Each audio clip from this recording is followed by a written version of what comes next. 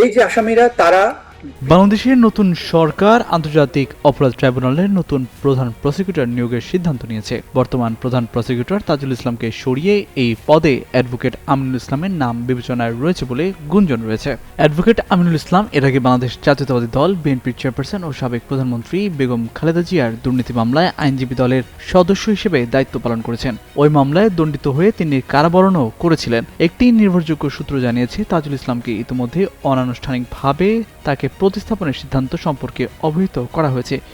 আমার একান্ত এই ভুবনের সঙ্গী হয়ে থাকে শুধু স্টেলা। বিষয়টি নিয়ে যোগাযোগ করা হলে তাজুল ইসলাম মন্তব্য করতে অস্বীকৃতি জানান।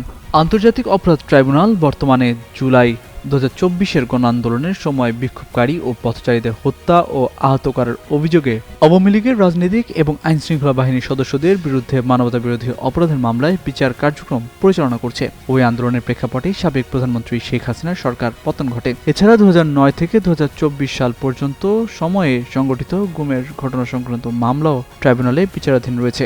এ পর্যন্ত 3টি মামলার বিচার সম্পন্ন হয়েছে। 3 দিন আগে তাজুল ইসলাম সাংবাদিকদের বলেছিলেন তাকে বা প্রসিকিউশন টিমের অন্য সদস্যদের পরিবর্তনের কোনো ইঙ্গিত সে সময় তার কাছে ছিল না।